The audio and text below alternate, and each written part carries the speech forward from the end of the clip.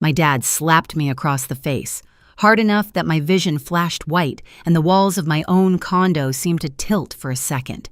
He didn't shout, he didn't warn me, he just lifted his hand the moment I said the one word he never expected from me, no.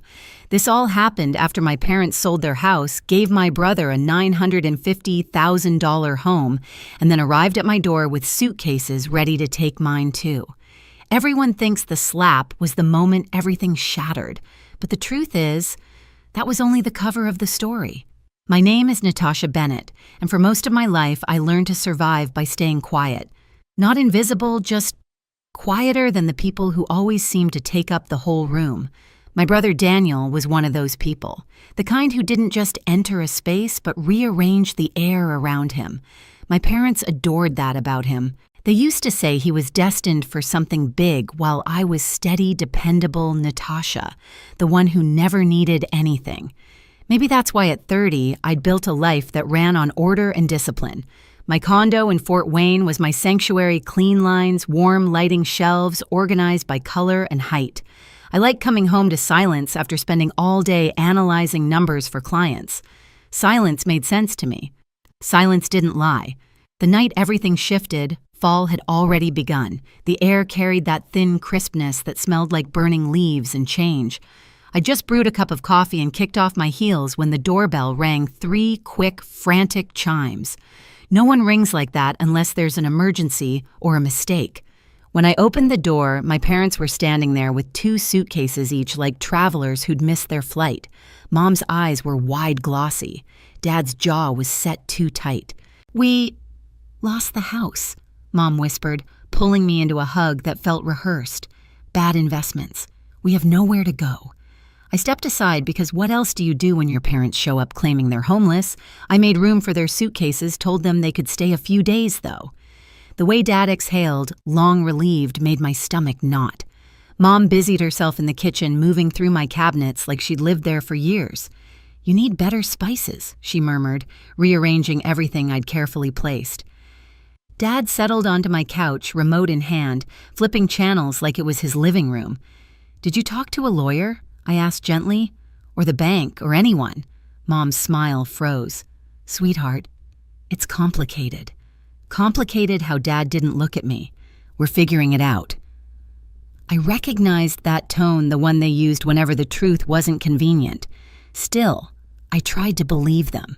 Tried to swallow the unease building in my chest as they sidestepped every question about what actually happened. But then came the little things. Mom stacking her skincare bottles in my bathroom. Dad tightening the screws on a cabinet like he was settling in for a renovation. The way they said "we" when talking about my condo. The way Mom smiled at me and said, "It feels like home already." And the thing about silence, the thing I loved most about it, is that it makes every wrong sound louder.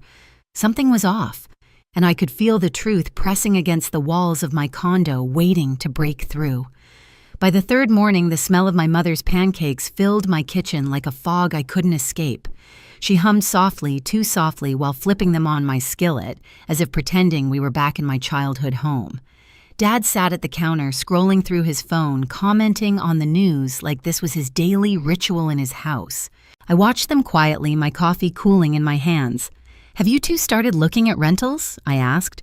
"Or talked to anyone about next steps?" Mom froze just long enough for me to notice. "It's only been a few days, honey. Give us time." Dad didn't bother looking up. "You're rushing things, rushing." They had shown up with 4 suitcases and 0 explanations. I stirred my coffee. "I'm not rushing. I'm asking." Dad finally met my eyes briefly, sharply, before looking away. "Drop it for now." That tiny flash in his expression made something cold settle inside me. They weren't confused. They weren't overwhelmed. They were stalling. That afternoon, I stepped onto my balcony and dialed Adrian Cole. We'd gone to college together. Now he worked as a lawyer in the city. If anyone could help me cut through whatever fog my parents were creating, it was him. "I need you to check something," I said. "My parents claim they lost their house." His voice softened.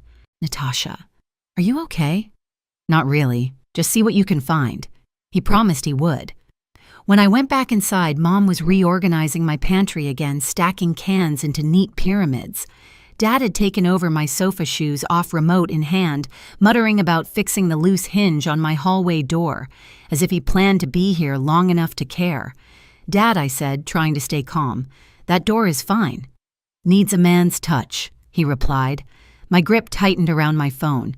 That night, I lay awake, staring at the ceiling, listening to the unfamiliar sounds of 2 extra people breathing in my condo. Every instinct in me screamed that I didn't have the full story. The next day, Adrian called. His tone told me everything before his words did. "Natasha, your parents didn't lose their house." My heart dropped. "What do you mean? I mean they sold it. Voluntarily."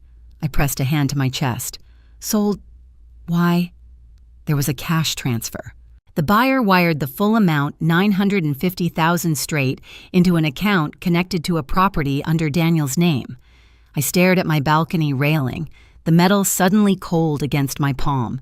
My parents sold their house and gave my brother a $950,000 home, I'm afraid so. Silence stretched between us, punctured only by the sound of my own breathing.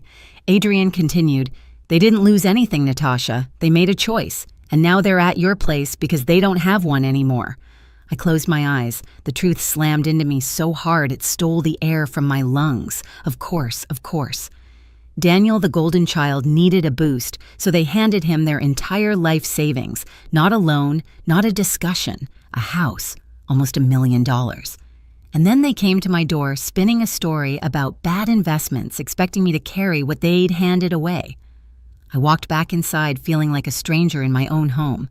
Mom was at the kitchen table, sorting through what looked like her skincare collection. Dad had taken apart my hallway door screwdriver in hand. They looked comfortable. Too comfortable. Like this was their home now. "Natasha," Mom asked, smiling softly, "You okay?" I stared at them, really stared, seeing the truth beneath every gentle lie. They hadn't come here because they needed me.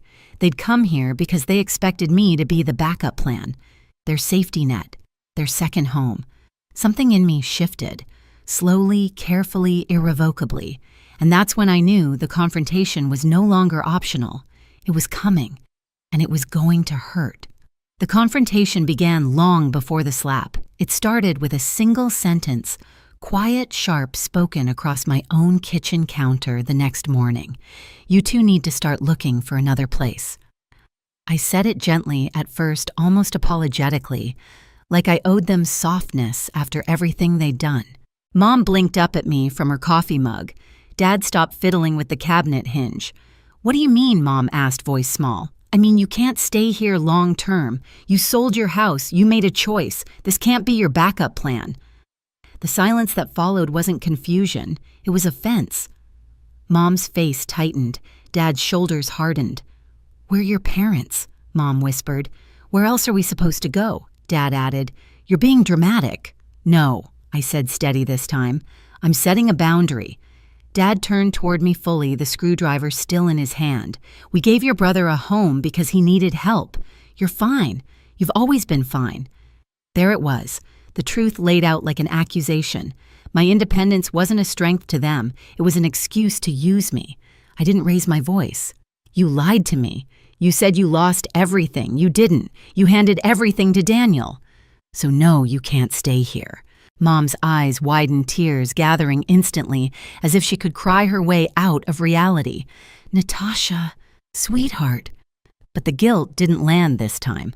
I'd grown up feeling it like a weight around my ribs, but now it slid right off. Dad stood up slowly. "We're not leaving." "You are," I replied. "Today, or tonight, but you're leaving." The room tightened, the air turning heavy and sharp. I felt something in the house shift, a boundary snapping back into place after years of being ignored. Dad stepped closer. "Say that again." "No," I said simply, "you need to leave." And that was when he snapped. No build-up, no argument, just a sudden brutal crack across my face. My vision flashed white, the room tilted, my skin burned hot under his palm. For a split second, he froze like even he hadn't expected himself to do it. Mom gasped, but she didn't step toward me. She didn't move at all. The shock didn't hit me first. The clarity did. Because in that moment, I knew that if I didn't stop this right now, it would only deepen, only spread, only grow into something uglier than we could ever come back from. I straightened slowly, hand pressed to my cheek. "Get out of my house." Dad's voice dropped low. "You don't talk to me like that." I didn't answer. I walked to the kitchen counter, picked up my phone, and dialed 3 digits. "Natasha." Mom gasped. "Don't do this. He didn't mean, he hit me," I said, still staring at Dad, "in my own home." When the dispatcher answered, my voice didn't shake. "Yes, I need officers at my address. I have 2 people refusing to leave my property." Dad's jaw twitched, but he didn't move toward me again. Mom started crying loudly, desperately, but even her sobs felt like another performance, another way to shift blame back onto me. Mr. Crawford, my neighbor, knocked on the open door. "Is everything okay?" "No," I said, "but it will be." When the officers arrived, the room changed instantly.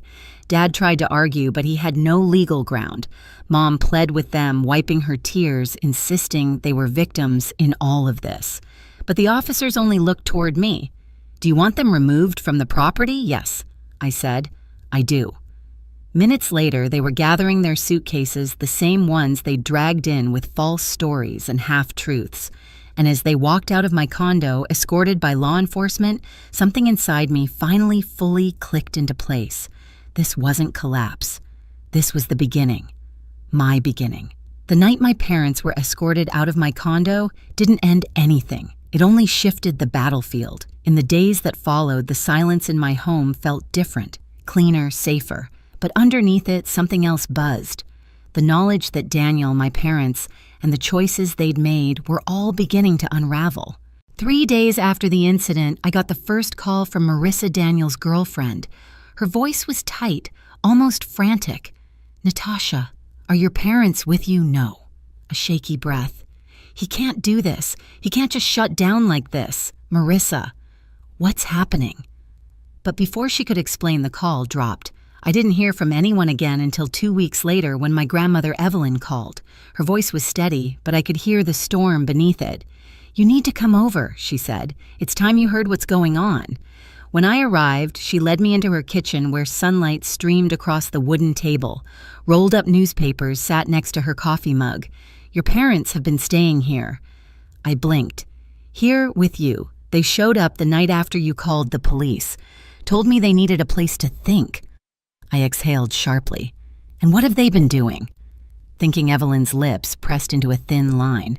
"No, they've been arguing. With each other. With Daniel. With themselves. They're unraveling Natasha." I sank into a chair. "Why?" She slid one of the newspapers toward me. The headline made my stomach grip. "Local man faces foreclosure." After failed startup gamble. Daniel's name wasn't listed outright, but the details were unmistakable. The property value, the location, the timeline. "He mortgaged the house," Evelyn said quietly. "The one your parents bought him." I felt the air tighten. Mortgaged. How much? Almost all of it. My breath caught. "And the investment gone," she said. "Lost in a month. Fast, reckless, poor decisions all around." Of course it was. Of course Daniel, for all his charm and confidence, had gambled their entire lives on a dream he barely understood. Evelyn reached across the table.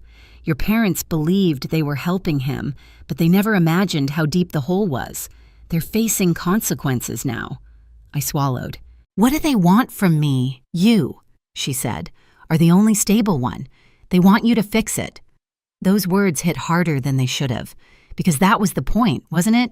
I'd been their safety net since the day I turned 18, and they thought they could fall back on me again, no matter how deeply they cut me first.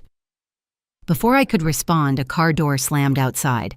Evelyn's gaze shifted toward the window. "That'll be them."